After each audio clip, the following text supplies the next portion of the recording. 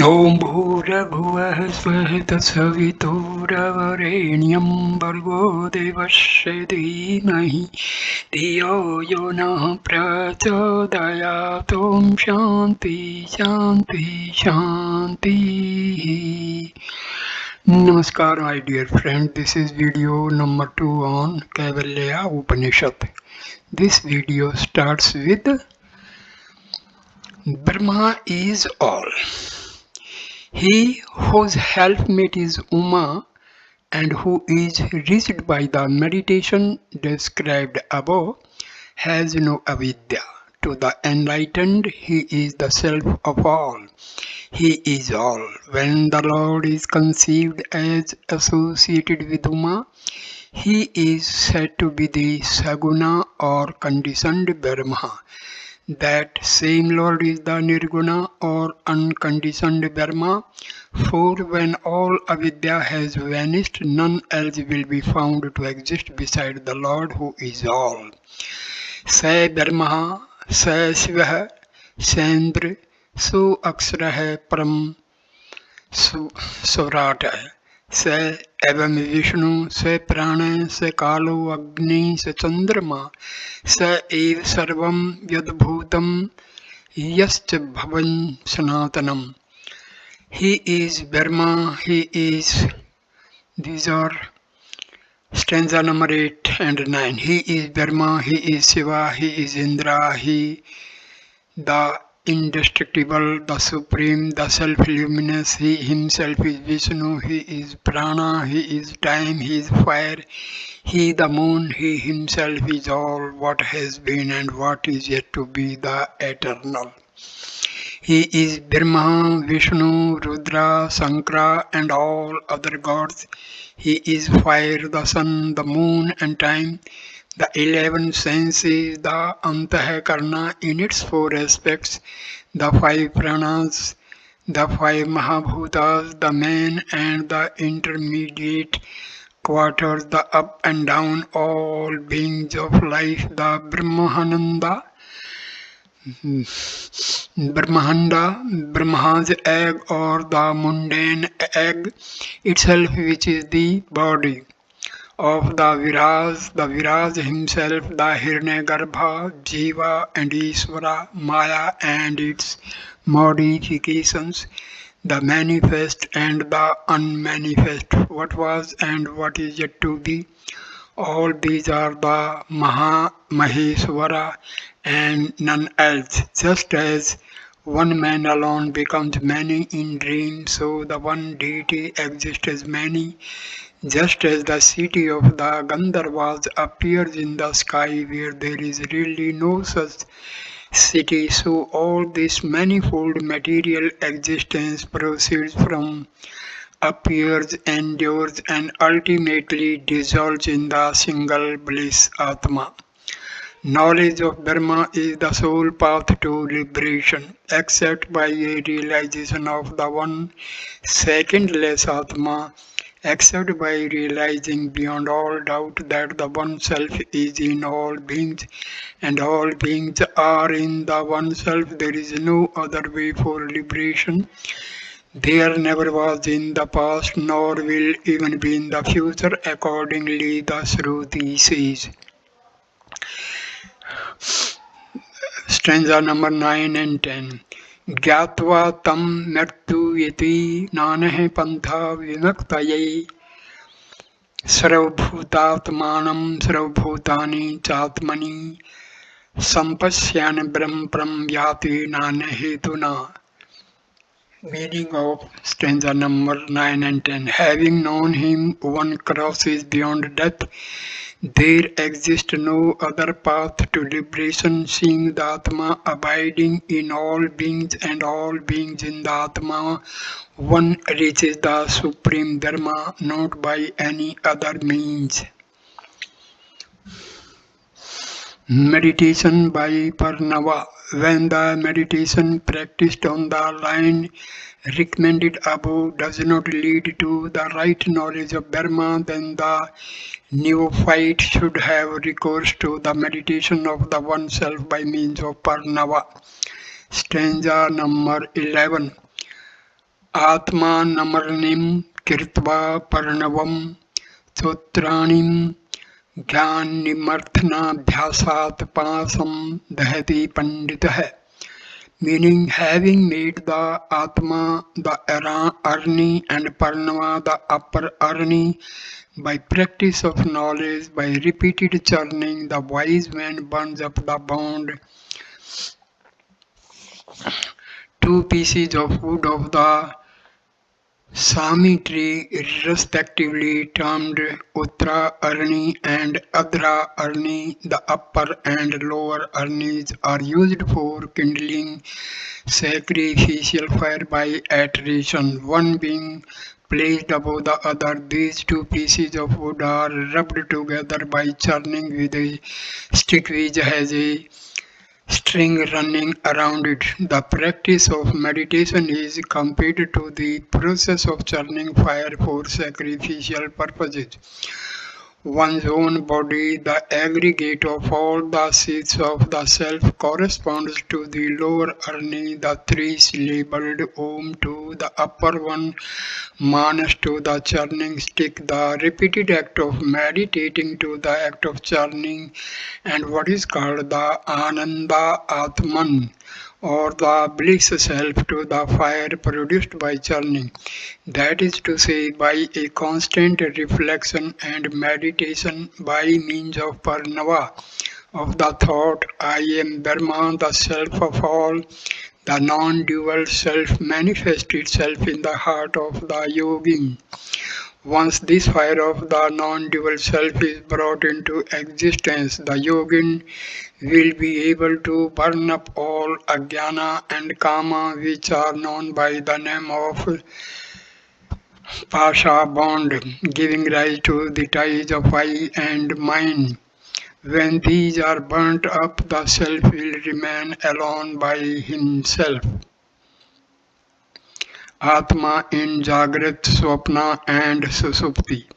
It may be asked whence comes the bond of samsara to him who is secondless and who free from attachment is indifferent to all. In reply to the Shruti says, stanza number 11 and 12. स एव माया प्रीमोहितात्मा शरीरम स्थाय करोति सर्वम श्रिय अन्नपानादि विचित्र भोगै स एव जागृत प्रीतृप्तिमेति. Meaning, it is he who becomes deluded as to the real self by Maya, and who seated in the body does everything. He it is who, while awake, attains satisfaction by women, food, drink, and other divine pleasures.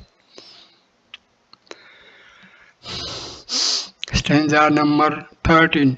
स्वप्ने से जीव सुख दुख भोगता सो माया कल्पित विश्वलोके सुसुप्ति काले सकले विलीने तमो अभिभूत सुख रूपे मति पुनश्च जन्म अंतर कर्म योगात् स एव जीवः सोपिति प्रबुद्धः. Meaning, in Swapna, he, the Jiva, is the enjoyer of pleasures and pains in all world created by his own Maya. At the time of Susupti, everything vanished by darkness, tamas, enveloped. He attains the blessed condition, and again, in virtue of karma or past birth, the self-same Jiva dreams or becomes awake. The Jiva who burns up all bonds by self-knowledge, by the knowledge that his real self is Brahma, becomes identical with Brahma. In himself he is without attachment and quite indifferent to all. When completely veiled by his own Maya, Brahma is called Purusha or Jiva. Veiled by Maya, which has the power both of concealing the true nature of the self, which is self-luminous and blissful, and of causing engrossment in things external to the self. He lives in the body composed of various seeds, gross and subtle, identifying himself with it. Thus he does many an act and reaps the fruits of his own acts. In the Jagrat state, when external objects are perceived by organs of sensation, he puts on various bodies and enjoys pleasures of or suffers pains of various sorts caused by the external objects, though all the while it is not the real self that enjoys or suffers. When in swapna or dream all the organs of sensation are quiescent, the jiva enjoys and suffers in a world of his own composed of things such as cars, horses, elephants, which are all the creation of Maya, of ignorance and misconception, inasmuch as they are nothing but the revivified impressions which have been left on the manas in the Jagrat or waking state. In Jagrat, as much as in Swapna, the Jiva perceives objects which are mere creations of Maya. When in sleep, he is unconscious of external objects, and all consciousness of the external world is merged in its cause, ajnana. Then it is that the jiva enjoys his own inherent bliss but without being aware of it. Thus, the same self that has been associated with the Jagrat and Swapna states now passes into Susupti, and then he is free from Vikshepa. He is completely shut out from all external world. He then enjoys his own inherent bliss. But being then overpowered by tamas, he rather his manas is not conscious of the fact. Maya is the cause of Atma's samsara. In samsara, as in the Jagrat and Swapna states, we enjoy or suffer in a world of Maya. By Maya, the self becomes variously deluded and is merged in samsara. Just as under the influence of certain drugs and incantations a man loses all knowledge of himself, so under the influence of Maya he knows nothing of the self, while thus causing in Jiva forgetfulness of the self. Maya gives rise to a further delusion. It makes him think that he is a sansarin. This is merely due to his association with Maya. When found associated with thieves, even an innocent man is regarded a thief and punished. There is in reality no Maya in Jiva. Maya itself is a creation of Maya. In Akasa, for example, where there is no form or color, the unenlightened man sees form and color. Though undeluded in himself, the Atma becomes deluded while in samsara, like a man who, however, educated and wise while awake, sees all sorts of unrealities in his dreams. So long as the sleep of Maya continues, there is no end of misery for Jiva. Guru is the deliverer. The Jiva who has been sorely suffering from the throes of samsara is at length awakened by a merciful and gracious Guru. Thus enlightened, he no longer sees any misery at all. The Jiva acquires this enlightenment only as the result of a vast store of good karma he has done in the past. This state of enlightenment is called the fourth state, and it is a condition to which very few can attain. Jiva is identical with Brahma. The Atma, who is as Jiva, causes the synthesis of the whole body and life, is identical with Brahma. Purtaraye kriddi yascha jiva tatastu jatam saklam vichitram adharam anand khandbodham yasmin layam yati purtarayam cha. This is stanza number 14. Meaning, And it is verily from him who, as the Jiva, amuses himself in the three bodies, that the whole variegated being is born. He is the basis, the bliss, the infinite wisdom in whom the three bodies and all get dissolved. Stanza number 15. एतस्मात् जायते प्राणो मने सर्वेन्द्रियाणि च स्वं वायुज्योतिरापः पृथ्वी विश्वस्य धारिणी.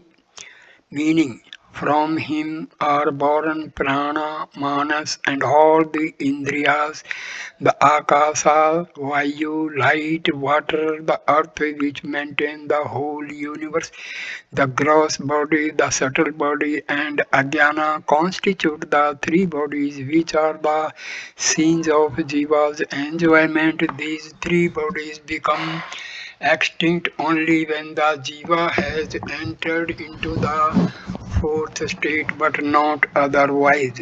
So long as jiva is ignorant of his true self, he puts on body after body according to his karma and abundance, each when it is worn out and no longer fit for enjoyment. So long as avidya continues, he is born again and again. He is now a child, then a youth, then a decrepit old man, and then he dies. Then again he is born and passes through all the stages, and so on. Thus, by avidya, he oscillates unceasingly in samsara like the pendulum of a clock.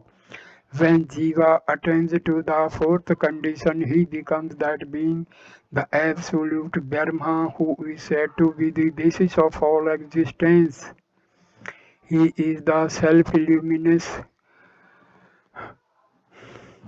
bliss itself. He brings the whole universe into being out of himself, there being no material causes nor instruments external to himself. From him who in buddhi is born prana and manas, that is, he is the source of all activity and knowledge, of kriya shakti and jnana shakti. From him are born all senses, organs, etc. The grand truth. It is this fourth condition which the great gurus, the Mahatmans, teach as the true being of the self to such of their disciples as have purified their hearts of all dirt. This is what the Vedantins call the Mahavakya, the grand utterance whose teaching declaring the unity of Dharma and Jiva is expounded in this Upanishad as follows. यत् परं ब्रह्म सर्वात्मा विश्वयातनं महत् सूक्ष्मात् सूक्ष्मतरं नित्यं तत्त्वमेव तौमेव ततः. This is stanza number 16. That supreme Brahma, the self of all, the great abode of the universe, subtler than the subtle, the eternal, that is thyself and thou art that. Brahma, the infinite, unlimited by space, the self of all, dwelling in the hearts of all beings and one with them all. Thou art that, though an enjoyer and doer by avidya, thou art in reality none other than the Supreme Brahma.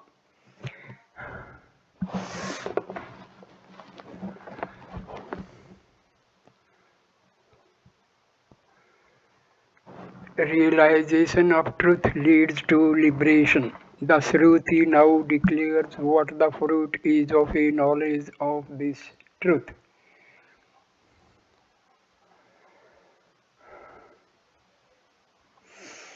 Stanza number 17. Jagrat Swapan Susuptiyadi Parpancham Yat Prakashate Tad Brahmamiti Gyatva Sravandhi Pramuchyate. Meaning that which illumines the universe composed of Jagrat, Swapna, Susupti and so on, knowing I am that Brahma from all bonds one is released. The, the knower of Brahman, the self-conscious bliss, the self-bonds of egoism. Atma is not identical with the universe. Atma is of a different nature from the whole universe, as the Shruti says. I complete this video here, and the next video will start with stanza number 18. Thank you for watching this video. Please like, comment and share the video and subscribe the channel. Namaskar, my dear friends.